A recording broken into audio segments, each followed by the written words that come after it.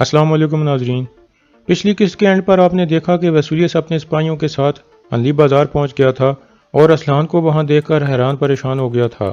इसके बाद अर्तुगरुल ने कहा था कि मैं तुम्हें यहाँ तराजू में तोलना चाहता हूँ वसूलियस, ताकि पता चल सके कि तुम कितने इज्जत वाले आदमी हो।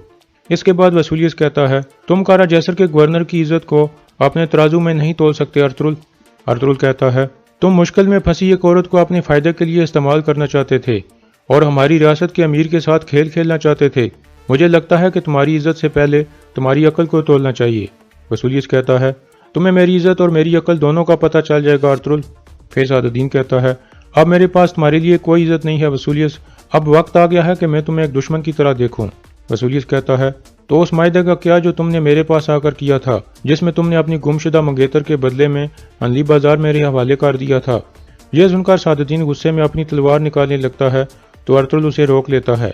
फिर अर्तुगरुल कहता है, अनली बाजार काई कबीले का है, अगर तुम अपनी ताकत से ले सकते हो तो ले लो, तुम जंग के बगैर अपने खेल खेल कर इसे हासिल नहीं कर सकते वसूलियस।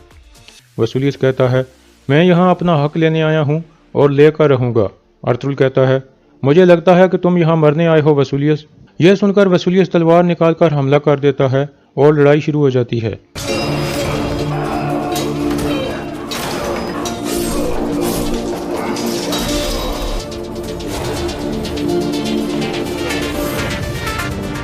इस लड़ाई में वसूलियस और उसके कमांडर के अलावा तमाम सिपाही मारे जाते हैं, जबकि अर्तुगरुल वसूलियस को काबू करके तलवार उसकी गर्दन पर रख देता है।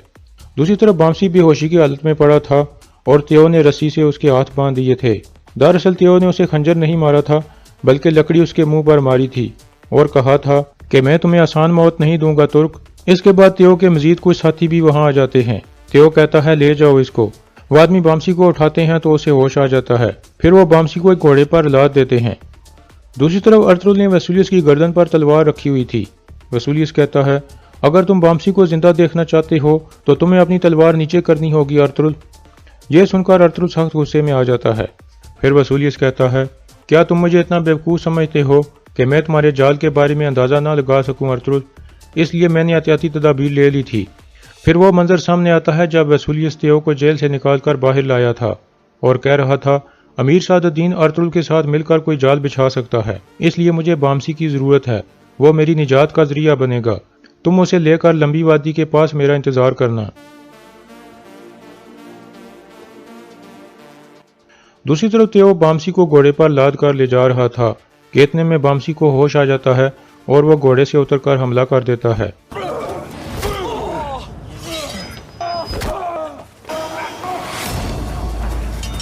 लेकिन कुछ ही देर में वो दोबारा उसे काबू कर लेते हैं।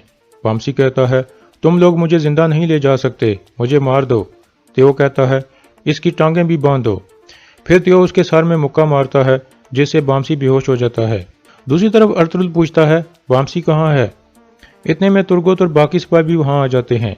वसूलियस कहता है, मैं जानता हूँ बामसी कहाँ है, मुझे और मेरे कमांडर को जाने दो और अपने सिपाही को बचा लो, वरना सूरज गुरूब होने से पहले बामसी मारा जाएगा। यह सुनकर अर्तुगरुल गुस्से में आ जाता है। फिर अर्तुगरुल कहता है, तुम्हारे गंदे खेल तुम्हें और तुम्हारे मुल्क को ज्यादा देर तक जिंदा नहीं रख सकते वसूलियस। फिर सादुद्दीन कहता है, अर्तुगरुल साहब, आपको जो चाहिए था वो मिल गया है, इसको जाने दो और बामसी को ले आओ। अर्तुगरुल अपनी तलवार पीछे करके कहता है, तुर्गत, बामसी को यहाँ लाओ और अगर इन्होंने कोई खेल खेलने की कोशिश की तो दोनों को मार देना। फिर तुर्गत वसूलियस को पकड़कर उठा लेता है। वसूलियस अपनी तलवार उठाने लगता है तो अर्तुगरुल उस पर अपना पांव रखकर कहता है, मैं तुम्हारा सर कारा जैसर किले की दीवारों पर सजाऊंगा। फिर अर्तुगरुल पांव पीछे कर लेता है और वसूलियस अपनी तलवार उठाकर नियाम में डाल देता है और कहता है, मैं वहां तुम्हारा इंतजार करूंगा अर्तुगरुल। फिर तुर्गत उसे पकड़कर बाहर निकल जाता है। दूसरी तरफ जावेदार कबीले में उराल कहता है, सब कुछ खराब हो गया है चोलपन, बातुहान ने असलान को सब कुछ बता दिया है, आलियार जिंदा है और कुतलुजा ने कुनूर की लाश देख ली है। चोलपन कहती है, अब क्या मंसूबा है आपका? उराल कहता है, मुझे जल्द से जल्द अमीर सादुद्दीन से बात करनी होगी। इतने में एक सिपाही अंदर आकर उसे बताता है कि मैं आपके हुक्म पर हल्ली बाजार में मौजूद था, वहां अर्तुगरुल और अमीर सादुद्दीन ने वसूलियस के आदमियों को कत्ल कर दिया है। उराल हैरान होकर पूछता है, यह कैसे हो सकता है, वो कैसे अमन को खराब कर सकते हैं? सिपाही कहता है, मुझे पता चला है कि यह सब असलान खातून की वजह से हुआ है। अर्तुगरुल के सिपाही वसूलियस और उसके कमांडर को पकड़कर ले गए हैं क्योंकि उनके बदले में वो बामसी को वापस लेकर आएंगे। سپاہی کے جانے کے بعد چولپن کہتی ہے یہ واضح ہے کہ ارطغرل اور سعادتدین کا آپس میں اتحاد ہو گیا ہے۔ یہ سن کر اورال سخت غصے میں آ جاتا ہے اور کہتا ہے یہ کیسے ممکن ہے؟ کیا جنت اور زمین اکٹھے ہو سکتے ہیں؟ ایسا نہیں ہو سکتا، تیار ہو جاؤ، ہم جا رہے ہیں۔ چولپن پوچھتی ہے کہاں؟ اورال کہتا ہے اس اتحاد کو روکنے کے لیے ہم امیر سعادتدین کے پاس جائیں گے۔ دوسری طرف سعادتدین اصلحان کے پاس بیٹھ کر شادی کی منصوبہ بندی کر رہا تھا کہ اتنے میں ایک سپاہی اسے سلطان کی طرف سے خط دیتا ہے۔ خط پڑھنے کے بعد وہ کہتا ہے سلطان فوری طور پر مجھ سے ملنا چاہتے ہیں۔ یہ سن کر اصلحان ہلکی سی مسکرانے لگتی ہے۔ باہر ترک قبیلوں کی ملاقات کے لیے تیاریاں شروع ہو چکی تھیں۔ ارطغرل حلیمہ کو کہتا ہے ترک قبیلوں کی ملاقات میں بہت کم وقت رہ گیا ہے حلیمہ، آپ انتظام کیسے کرو گی؟ حلیمہ کہتی ہے آپ پریشان نہ ہوں، ہم سارا انتظام وقت پر کر لیں گے۔ اتنے میں سعادتدین اور اصلحان بھی وہاں آ جاتے ہیں اور تھوڑی دیر میں الیار بھی آ جاتا ہے۔ اصلحان اسے دیکھ کر خوش ہو جاتی ہے اور اس کا ہاتھ چومتی ہے۔ الیار کہتا ہے اللہ کا شکر ہے کہ آپ واپس آ گئی ہو۔ اصلحان کہتی ہے میں نے آپ کو صحیح سلامت دیکھ لیا، اب میں خوشی سے مر سکتی ہوں۔ دوسری طرف ترگت ویسولیس اور اس کے کمانڈر کو لے کر اس کی بتائی ہوئی جگہ پر پہنچ جاتا ہے۔ پھر ترگت پوچھتا ہے کہاں ہے وہ؟ ویسولیس کہتا ہے اپنے ہر سانس پر شکر کرو ترک، وہ جلد یہاں پہنچ جائیں گے۔ ترگت اسے کھینچ کر کہتا ہے اب سے تمہارا لیا ہوا ہر سانس تمہیں اندر سے جلائے گا ویسولیس، اب موج کر لو۔ ویسولیس کہتا ہے ابھی تو کھیل شروع ہوا ہے۔ پھر ترگت اسے کھینچتے ہوئے کہتا ہے ہر کیڑا جسے ہم نے کچلا ہے وہ کھیل کھیلنے کی امید میں تھا ویسولیس۔ اتنے میں تیو اور اس کے بہت سارے آدمی نکل کر سامنے آ جاتے ہیں اور ویسولیس ہنسنے لگتا ہے۔ دوسری طرف سعادتدین ارطغرل کو بتاتا ہے کہ سلطان فوری طور پر مجھ سے ملنا چاہتے ہیں، جنگ شروع ہو چکی ہے ارطغرل صاحب، مجھے امید ہے کہ سلطان میری بات سننے کے بعد مجھ پر غصہ نہیں ہوں گے۔ ارطغرل کہتا ہے آپ پریشان نہ ہو امیر صاحب، ہمارے سلطان اس صورتحال کو سمجھیں گے، لیکن مجھے امید ہے کہ آپ اس اورال کی مزید مدد نہیں کریں گے۔ اتنے میں الیار اور اصلحان بھی آ جاتے ہیں۔ سعادتدین کہتا ہے الیار صاحب میں اصلحان خاتون کو آپ کی امانت میں سونپتا ہوں۔ الیار کہتا ہے اصلحان میری بہن ہے امیر صاحب، آپ پریشان نہ ہوں۔ سعادتدین کہتا ہے اصلحان مجھے امید ہے کہ میں جلد سے جلد آپ کے پاس آ جاؤں گا۔ پھر سعادتدین اللہ حافظ کہہ کر وہاں سے روانہ ہو جاتا ہے۔ دوسری طرف تیو کے بہت سارے آدمی ترگت اور اس کے سپاہیوں کے سامنے آ گئے تھے اور ویسولیس ہنس رہا تھا۔ اتنے میں ترگت کے کافی سارے مزید سپاہی بھی ایک طرف سے آ جاتے ہیں، جنہیں دیکھ کر ویسولیس چونک جاتا ہے اور پریشان ہو جاتا ہے۔ پھر ویسولیس تیو کو اشارہ کرتا ہے تو اس کے آدمی پیچھے ہٹ جاتے ہیں۔ ترگت پوچھتا ہے بامسی کہاں ہے؟ پھر تیو اشارہ کرتا ہے تو اس کے آدمی بامسی کو پکڑ کر لے آتے ہیں۔ تیو بامسی کو کہتا ہے اگلی دفعہ ہم وہیں سے شروع کریں گے جہاں ہم نے چھوڑا تھا بامسی۔ بامسی کہتا ہے اگلی دفعہ میں تمہاری جان لے لوں گا تیو، اور اپنی تلواروں کے ساتھ آؤں گا۔ پھر دونوں طرف کے قیدیوں کا تبادلہ ہوتا ہے۔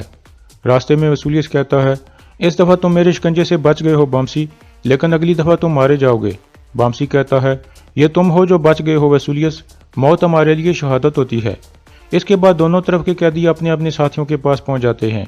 بامسی ترگت کو کہتا ہے جب سے مجھے پیار ہوا ہے میں ایک سپاہی بننا بھول گیا ہوں بھائی۔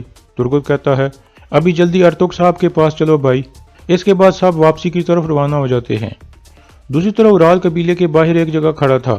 اتنے میں ایک سپاہی آ کر اسے بتاتا ہے کہ امیر سعادتدین واپس کونیا جا رہے ہیں اور وہ اپنے سپاہیوں کے ساتھ روانہ ہو گئے ہیں۔ اس کے بعد اورال بھی ایک طرف چل پڑتا ہے۔ دوسری طرف ارطغرل سامسا کو کہتا ہے تم فوراً کارا جیسر کے لیے جا کر ہلینا سے بات کرو، اسے اس واقعے کے بارے میں بتاؤ۔ اب اسے کسی ایک طرف کو چننا ہوگا، یا تو اسے اپنے بابا کی وصیت پر عمل کر کے ہمارے ساتھ رہنا ہوگا یا پھر اپنے بابا کے قاتل کے ساتھ رہنا ہوگا۔ پھر سامسا وہاں سے روانہ ہو جاتا ہے۔ دوسری طرف ویسولیس جنگل میں ایک جگہ تیو کے ساتھ بیٹھا ہوا تھا اور کہتا ہے امیر سعادتدین ارطغرل کے ساتھ مل گیا ہے، ابھی تمہیں پتہ چل گیا ہوگا کہ ہمارا دشمن کتنا خطرناک ہے۔ تیو کہتا ہے میں ان سب کو ایک کیڑے کی طرح کچل دوں گا۔ ویسولیس کہتا ہے لیکن ارطغرل ایک آسان ہدف نہیں ہے، تم تیار ہو جاؤ، میں جلد تمہیں اس کا سامنا کراؤں گا۔ تیو پوچھتا ہے کیسے؟ ویسولیس کہتا ہے آج رات حلی بازار میں سب ترک قبیلے ہمارے خلاف متحد ہونے والے ہیں اور ان قبیلوں کے سردار اس وقت راستے میں ہوں گے۔ یہ سن کر تیو مسکرانے لگتا ہے اور کہتا ہے تو ان میں سے کچھ سردار وہاں زندہ نہیں پہنچ سکیں گے۔ دوسری طرف ترگت بامسی کو لے کر حلی بازار کے سرائی محل میں پہنچ گیا تھا۔ اتنے میں ارطغرل بھی وہاں آ جاتا ہے اور بامسی کو کہتا ہے ابھی جا کر اپنے زخموں کا خیال رکھو بامسی، ترک قبیلوں کے جرگے کے بعد میں تم سے بات کروں گا۔ پھر ترگت اسے لے کر آگے بڑھ جاتا ہے۔ اس کے بعد بامسی کا علاج شروع ہو جاتا ہے۔ حکیم ارتک اس کا کندھا دوبارہ اپنی جگہ پر کر دیتا ہے، جس سے بامسی اپنا بازو ہلانے کے قابل ہو جاتا ہے۔ پھر حکیم کہتا ہے تمہارے زخم بھی جلد ٹھیک ہو جائیں گے بامسی، لیکن ابھی تمہیں اپنے بازو کا خاص خیال رکھنا ہوگا، ورنہ تم 2 تلواروں کے ساتھ جنگ نہیں لڑ سکو گے۔ دوسری طرف سعد الدین کونیا کی طرف روانہ تھا کہ راستے میں اورال کھڑا اس کا انتظار کر رہا تھا۔ سعد الدین رک جاتا ہے اور گھوڑے سے اتر کر اس کے پاس آ جاتا ہے۔ اورال کہتا ہے، تو آپ نے اس اورال کی طرف اپنی پیٹھ کر لی ہے جسے آپ حاکم اعلیٰ کے قابل سمجھتے تھے۔ سعد الدین کہتا ہے، اس کا قصوروار تمہارے علاوہ کوئی نہیں ہے اورال، میری مدد کے باوجود بھی تم کچھ نہیں کر سکے۔ اورال کہتا ہے، میں نے سب کچھ کیا ہے جو میں کر سکتا تھا امیر صاحب، اور میں ابھی بھی امید کرتا ہوں کہ آپ مجھ پر اعتماد کرو گے۔ سعد الدین کہتا ہے، تم نے اپنی عزت تباہ کر لی ہے اورال، میں تمہارے ساتھ مل کر اپنی ریاست کے لیے جیت حاصل نہیں کر سکتا۔ دوسری طرف الیار کہتا ہے، اب ہمیں اورال کو دیکھنا ہوگا اسلان۔ اسلان کہتی ہے، ہمیں ان سے بات کرنی چاہیے، وہ یقیناً اپنی غلطیوں کو سدھار لیں گے۔ الیار کہتا ہے، نہیں اسلان، اب ہم اس پر رحم نہیں کھا سکتے۔ اتنے میں کتلوجا وہاں آ کر کہتا ہے، مجھے آپ کو صحت مند دیکھ کر بہت خوشی ہوئی الیار صاحب۔ الیار کہتا ہے، شکریہ کتلوجا۔ پھر کتلوجا کہتا ہے، ایک بری خبر ہے سردار، ایک راستے کے کنارے پر کنور صاحب کی لاش ملی ہے، لوگوں کا کہنا ہے کہ وہ گھوڑے سے گر کر مرے ہیں۔ الیار کہتا ہے، یہ اورال کا کام ہے۔ پھر کتلوجا کہتا ہے، اس نے جرگے کے چند لوگوں کو مرکزی خیمے میں بلایا تھا، ان میں کنور صاحب بھی شامل تھے، اور اس کے بعد ان کو کسی نے نہیں دیکھا۔ پھر الیار کہتا ہے، اب میرے پاس اور کوئی چارہ نہیں ہے اسلان باجی، اب اس کا قتل واجب ہو گیا ہے۔ کتلوجا، تم جاؤ اور اس کام کو ختم کرو۔ پھر کتلوجا وہاں سے چلا جاتا ہے۔ دوسری طرف اورال پوچھتا ہے، اب میں کیا کروں امیر حضرت؟ سعد الدین کہتا ہے، میرے خیال میں تمہیں الیار کے ساتھ تعلقات اچھے کر کے اپنی عزت کو بحال کرنا چاہیے۔ اورال کہتا ہے، اس کا کوئی امکان نہیں ہے امیر حضرت، میں اس کے آگے نہیں جھک سکتا۔ سعد الدین کہتا ہے، تمہارے ساتھ جو ہوا ہے اس کے ذمہ دار تم خود ہو اورال، یہ جان لو کہ اب سے میں تمہاری کوئی مدد نہیں کروں گا۔ یہ کہہ کر سعد الدین وہاں سے چلا جاتا ہے۔ دوسری طرف سامسا بیس بدل کر کارا جیسر پہنچ چکا تھا اور ایک جگہ ہلینا کو روک لیتا ہے۔ ہلینا پوچھتی ہے، کون ہو تم؟ سامسا کہتا ہے، مجھے ارطغرل صاحب نے بھیجا ہے، بامسی مشکل میں ہے، وسولیس کے آدمیوں نے اسے قیدی بنا لیا تھا۔ یہ سن کر ہلینا سخت پریشان ہو جاتی ہے اور کہتی ہے، وسولیس نے مجھ سے وعدہ کیا تھا کہ وہ بامسی کو کوئی نقصان نہیں پہنچائے گا۔ سامسا کہتا ہے، ارطغرل صاحب نے کہا ہے کہ سب فتنوں کے پیچھے وسولیس ہے، اور آپ کے بابا کو بھی اسی نے قتل کیا تھا، اور اب وسولیس ارطغرل صاحب کا دشمن ہے، اس لیے وہ چاہتے ہیں کہ آپ کسی ایک طرف کو چن لو۔ میں کل اسی جگہ دوبارہ آؤں گا اور آپ کے فیصلے کا انتظار کروں گا۔ یہ کہہ کر سامسا وہاں سے چلا جاتا ہے، اور یہاں اس قسط کا اختتام ہو جاتا ہے۔